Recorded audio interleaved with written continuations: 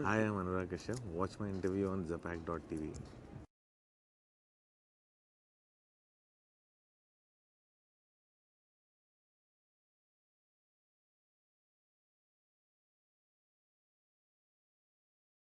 Yeah, loads of them. There's Disika, there is Scorsese, who I think is very raw. The early Scorsese. There is, of course, David Fincher. The Fight Club is a film that I watch all the bloody time. Every time I'm depressed, I'll put in Fight Club and watch it. There are a whole lot of filmmakers from all over the world. Europe, there's Fatih Akin, there's a film called Head On that I saw here at Habitat, which has kind of, ingrained itself into me. So there are lots of things.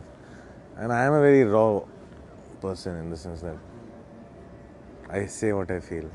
Well, I think that somewhere reflects in my films also. See, no smoking is something, because if I tell you, it's all gone. No smoking, and I don't want to talk much about it, except thematically, it's about a man who's inherited a lot of money. He doesn't need to work. He's completely self-obsessed, vain asshole. Who's my protagonist? And his wife, who was his childhood college sweetheart who married him, you know the fuck has she got into? And he's a chain smoker. And he stubs one and lights another one. And everybody around him has quit smoking, and they're like all trying to get him to quit smoking. And they walk out on him and they kind of corner him into undergo rehab. And what that rehab is what the film is all about. What that rehab does to him. He loses his sense of perspective in life after that. Rang De Basanti started a movement in this country. Rang De Basanti, I find Lage Raho Munna Bhai a much mature film than Rang De Basanti. But one can't take it away from Rang De Basanti that Rang De Basanti suddenly brought activism out on the streets. People started asking questions. So Rang De Basanti will go down in the history as one of the socially most important films of the decade. Because Rang De Basanti started to change the system. Rang De Basanti started something that no other film could do. Personally, Lage Raho Munna Bhai does it more effectively for me. But that also means that Rang De Basanti had more impact simply because largely it's the impressionable mind that this country has. That needed impressionable mind needs Rang De Basanti. It is more Subhash Chandra Bose. Rang De Basanti was more Subhash Chandra Bose. Kind of an impact.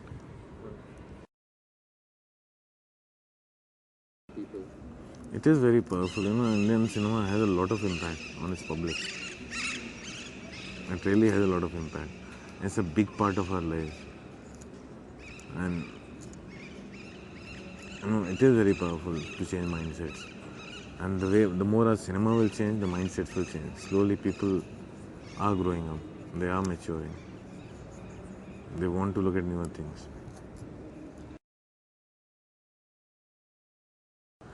We need Salaam Ish and Dhoom and Black Friday, all of them as much.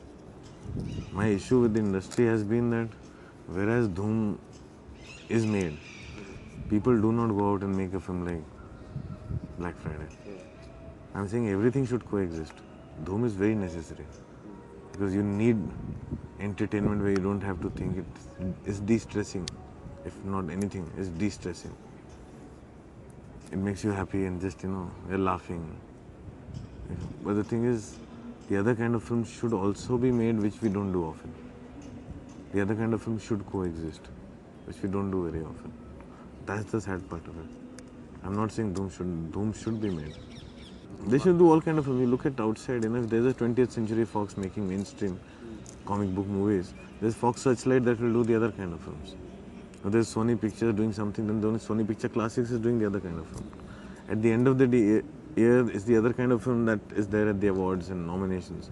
In India, it's only mainstream masala movie which will be nominated, which will be promoted. I'm saying it does not encourage new people. It does not encourage new cinema. It keeps everything insulated within that time zone. What happens is actors like Deepak Dobriyal and people like that who are really good actors and who are very real people, they get lost. They're discouraged. So what happens is eventually everybody starts thinking, okay, so you have to be from a film family to be in film. Then it discourages talent like you or anybody else to come to Bombay, because how will you tell your dad or mom that I want to go and do this, because you know their answers. He says, beta, it's not for you. So that is what needs to change.